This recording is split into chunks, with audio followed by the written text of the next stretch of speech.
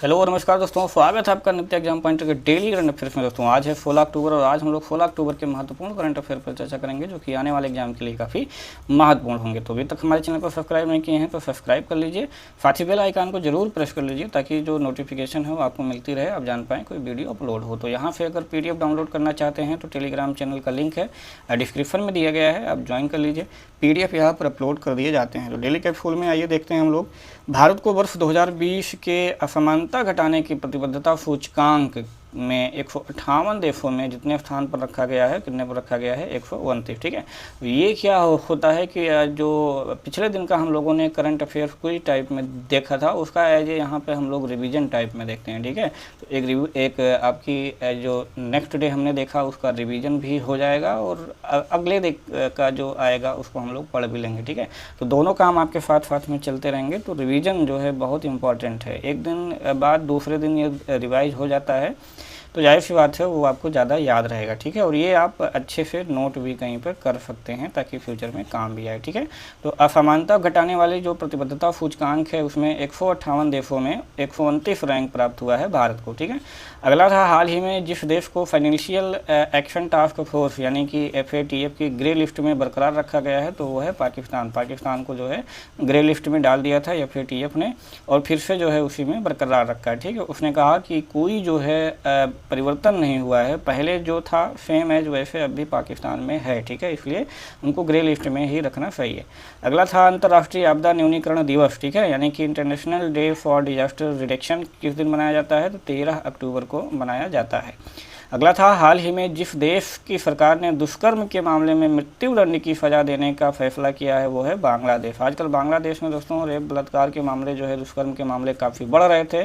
ठीक है, इसी को देखते हुए जो है वहाँ पर जो दुष्कर्म है उसके लिए मृत्यु दंड की सज़ा जो है देने का प्रावधान कर दिया है। आजकल इंडिया में भी काफ़ी जो है इसकी घटनाएँ बढ़ रही हैं, इंडिया में भी कुछ ऐसा ही ज़रूर करना चाहिए। ठीक है, चलिए अगले पेज पर हम लोग आते हैं। तो जिस राज्य सरकार ने हाल ही में जल परीक्षण के लिए मोबाइल वैन शुरू की है वो है दोस्तों हरियाणा। ठीक है, तो इस टाइप के प्रश्न ही आपके एग्जाम में ज़्यादातर पूछे जाते हैं, इसको आप लोग नोट कर सकते हैं। हाल ही में जिस दवा कंपनी ने कोरोना वैक्सीन के ट्रायल को फिलहाल रोक दिया है वो मैंने कल बताया था, जॉनसन एंड जॉनसन। ठीक है, हाल ही में भारत और जिस देश ने ग्रेटर माले कनेक्टिविटी परियोजना को क्रियान्वयन हेतु लगभग 2900 करोड़ रुपए के कर्ज समझौते पर हस्ताक्षर किए हैं वो है मालदीव। तो जहाँ पर ग्रेटर माले आ जाए, माले क्या है, मालदीव की राजधानी है, तो माले मतलब मालदीव आप आराम से इसको पकड़ सकते हैं। रक्षा मंत्री राजनाथ सिंह ने बॉर्डर रोड ऑर्गेनाइजेशन BRO, ठीक है, BRO बोलते हैं इसे, द्वारा कितने पुलों का एक साथ उद्घाटन किया है तो कुल 54 पुलों का। ठीक है, और इस सेशन में कुल मिलाकर के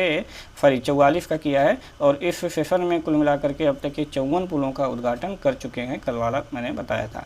तो विश्व बैंक की एक रिपोर्ट के अनुसार कोविड-19 के चलते लंबे समय तक स्कूल बंद रहने से जिस देश को 400 अरब अमेरिकी डॉलर से अधिक का नुकसान हो सकता है वो कौन है दोस्तों, भारत। ठीक है, तो विश्व बैंक ने बताया है कि भाई कोविड-19 के चलते लंबे समय से जो स्कूल बंद हैं उसके कारण भारत को 400 अरब अमेरिकी डॉलर से अधिक का नुकसान हो सकता है। अगला जो बताया गया था, हाल ही में भारतीय फुटबॉल टीम के जिस पूर्व कप्तान का 49 वर्ष की उम्र में निधन हो गया उनका नाम है कार्ल्टन चैपमैन। ठीक है, चलिए तो इतनी सारी चीज़ें थी रिवीजन में जो कि कल हमने देखा था, वन लाइनर में भी। आइए अब हम लोग स्टार्ट करते हैं प्रश्न नंबर 1 से क्विज में। संयुक्त राष्ट्र की तरफ से जारी एक ताज़ा रिपोर्ट के अनुसार जलवायु आपदाओं से सबसे ज़्यादा प्रभावित होने वाले देशों में भारत निम्न में से किस स्थान पर है। ठीक है, तो जो जलवायु आपदा आते हैं उससे जो देश प्रभावित होते हैं उनकी एक रिपोर्ट जारी की है संयुक्त राष्ट्र ने। ठीक है, तो उसमें भारत को कौन सा स्थान मिला है दोस्तों, तो उसमें भारत का स्थान है तीसरा। ठीक है, जलवायु आपदाओं से सबसे ज़्यादा प्रभावित होने वाले देशों में भारत का स्थान कौन सा है तो वो 3rd रैंक है भारत का। ठीक है, चलिए तो एक रिपोर्ट जारी किया है संयुक्त राष्ट्र ने, संयुक्त राष्ट्र की तरफ से जारी किया गया है। भारत जो है दोस्तों इसमें तीसरे स्थान पर है। इस रिपोर्ट के अनुसार चीन, अमेरिका के बाद भारत जलवायु आपदाओं के मामले में तीसरे नंबर पर है। यानी नंबर 1 पर यहाँ पर आपको देखेंगे चीन है, दूसरे नंबर पर आपका अमेरिका है और फिर तीसरे नंबर पर भारत आता है। चीन में करीब 600, अमेरिका में करीब 467 तथा भारत में 300 से ज़्यादा प्राकृतिक आपदाएं दर्ज की गई है। अन्य देशों में देखेंगे तो फिलीपींस हो गया, इंडोनेशिया, ये जापान हो गया, वियतनाम, मैक्सिको, बांग्लादेश, अफगानिस्तान आदि भी शामिल हैं। दूसरा जो प्रश्न है आज का, हाल ही में किस राज्य सरकार ने सरकारी नौकरियों में 33% महिला आरक्षण को मंजूरी दे दी है? तो वो है दोस्तों पंजाब। ठीक है, पंजाब ने 33% महिला आरक्षण की मंजूरी दे दी है। ठीक है, यहीं आपका साइड में बिहार है। बिहार में आप लोग जानते होंगे 50% की मंजूरी दी गई है, ये भी आपको ध्यान में रखना है। ठीक है, तो जो सिविल सेवा है पंजाब में, स्पेशली सिविल सेवा में महिलाओं के लिए पदों का आरक्षण जो है नियम 2020 को मंजूरी दे दी गई है। और इस फैसले के तहत क्या होगा कि जो राज्य की सरकारी नौकरियां हैं उसमें सीधी भर्तियों में महिलाओं को 33% का आरक्षण मिलेगा। ठीक है, मुख्यमंत्री कौन है यहाँ के? अमरिंदर सिंह हैं। इन्होंने कैबिनेट ने युवाओं को रोजगार देने के मकसद से राज्य रोजगार योजना 2022 को भी मंजूरी प्रदान की है। ठीक है, अगला जो प्रश्न है, किस देश ने कोविड-19 की दूसरी वैक्सीन को शुरुआती ट्रायल के बाद स्वीकृति दे दी है? दोस्तों, तो पहला कौन लॉन्च किया था? रूस ने ही लॉन्च किया था। तो जब दूसरी की बात आएगी तो जाहिर सी बात है कि वो भी रूस ही होगा। ठीक है, तो ये बता रहा है दूसरी वैक्सीन, तो पहला कौन लॉन्च किया था? रूस ने ही किया था, तो जाहिर सी बात है उसी का ही दूसरी होगी। ठीक है, तो कौन किया है? रूस ने किया है दूसरी वैक्सीन। राष्ट्रपति कौन है रूस के? दोस्तों व्लादिमीर पुतिन। उन्होंने सरकारी मीटिंग में ये बताया कि रूस ने कोविड-19 की जो दूसरी वैक्सीन है उसको जो है नियामक मंजूरी दे दी है। ठीक है, वैक्सीन साइबेरिया के वेक्टर इंस्टीट्यूट द्वारा विकसित की गई है और पिछले महीने इसने मानव परीक्षण के प्रारंभिक चरण भी पूरे कर लिए। हालांकि जो वैक्सीन है उसको फेज 3 के ट्रायल जो है अभी शुरू नहीं किए गए हैं, तो ये आपको ध्यान देना है। अगला जो चौथा प्रश्न है, केंद्र सरकार ने किसान रेल के माध्यम से अधिसूचित फलों एवं सब्जियों की ढुलाई पर कितने प्रतिशत सब्सिडी देने का आदेश जारी किया है? ठीक है, तो किसान रेल जो है दोस्तों किसके किसके मध्य चलाया गया, ये हाल ही में अभी आपके पीसीएस के एग्जाम में पूछा गया था। ठीक है, तो काफ़ी महत्वपूर्ण है किसान रेल किसके किसके मध्य जो चलाओ, आपको ध्यान देना है। इसमें काम क्या होगा वो भी आपको ध्यान देना है। फिलहाल अभी जो करंट का मैटर ये है कि फलों और सब्जियों की ढुलाई पर कितने प्रतिशत की सब्सिडी दी है, तो कुल मिला के 50% की सब्सिडी जो है प्रदान की है, तो ये भी आपको ध्यान में रखना है। तो 2-3-4 चीज़ें हैं, इसको किसान रेल में आप एक अलग पेज में सारी चीज़ें नोट कर सकते हैं। तो केंद्र सरकार ने दोस्तों किसान रेल के माध्यम से जो अधिसूचित फल हैं और सब्जियां हैं इनकी ढुलाई पर 25% सब्सिडी देने का आदेश जारी किया है। और यह जो सब्सिडी होगी दोस्तों वो operation green top to total, बहुत महत्वपूर्ण है, वेरी इंपॉर्टेंट। ठीक है, operation green top to total अगर यही पूछ लेगा क्या है,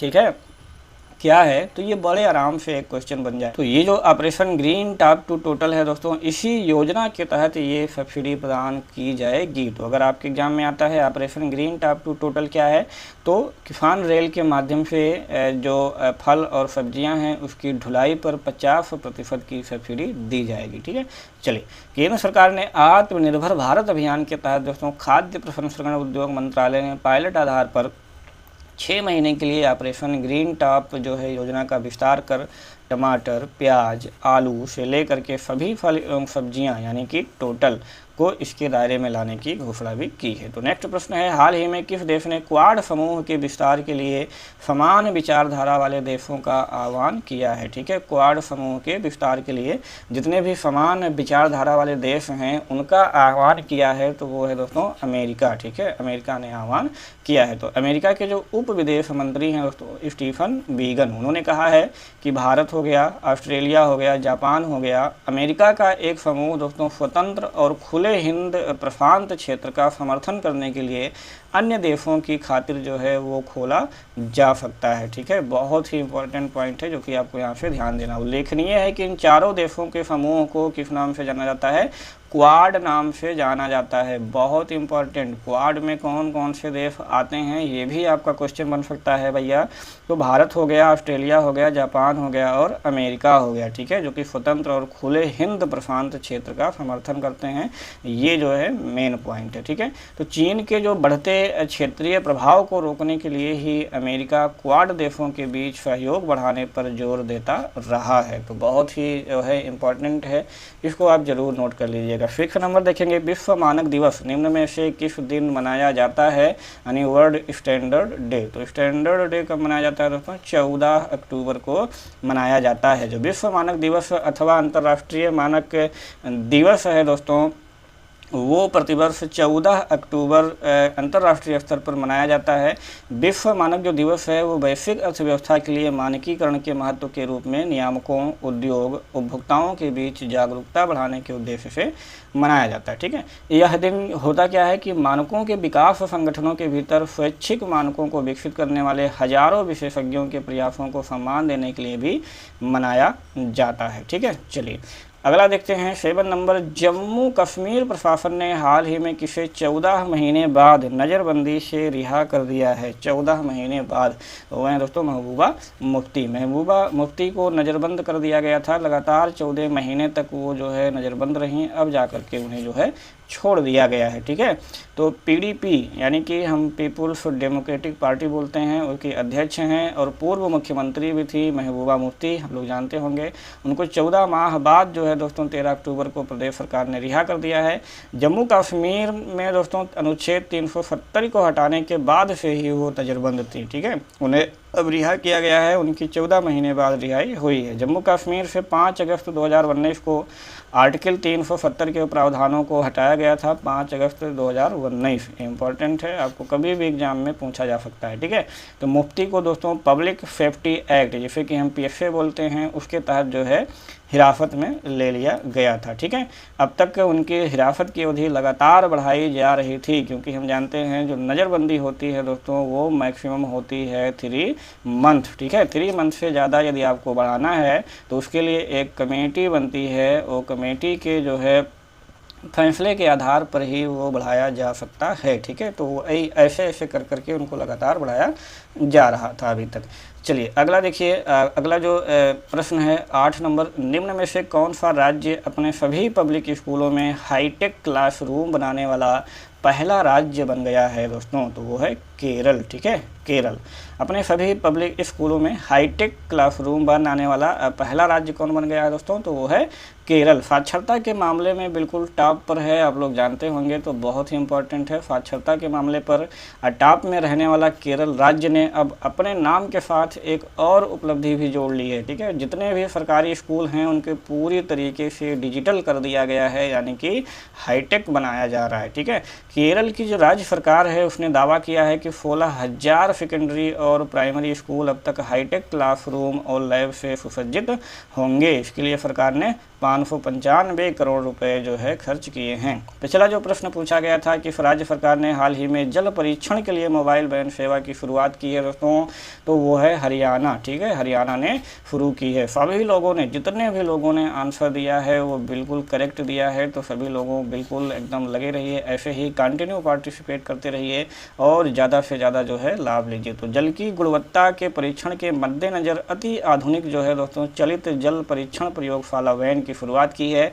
यह वैन क्या करेगा दोस्तों? जल परीक्षण की बहुआयामी प्रणाली से जो है लैस है, जिसमें कि सेंसर और विभिन्न उपकरण भी लगे हैं। यह जानकारी किसके द्वारा दिया गया? जल शक्ति मंत्रालय। ठीक है, जल शक्ति मंत्रालय ने दी है। ठीक, हरियाणा में जो पानी है उसकी गुणवत्ता दोस्तों मुख्य रूप से पूरी तरह से घुलनशील ठोस पदार्थ जिसे कि हम टीडीएफ बोलते हैं। ठीक है, टीडीएफ, फ्लोराइड, नाइट्रेट, लौह और क्षारीयता से प्रभावित है। ठीक है, तो ये आपका एक क्वेश्चन बन सकता है कि जो हरियाणा की पानी है, हरियाणा के पानी में कौन कौन से पदार्थ जो है घुलित हैं? तो टीडीएस हो गया, फ्लोराइड हो गया, सॉरी टीडीएफ मतलब घुलनशील ठोस पदार्थ ही बोलते हैं, इसका शॉर्ट फॉर्म है टीडीएफ।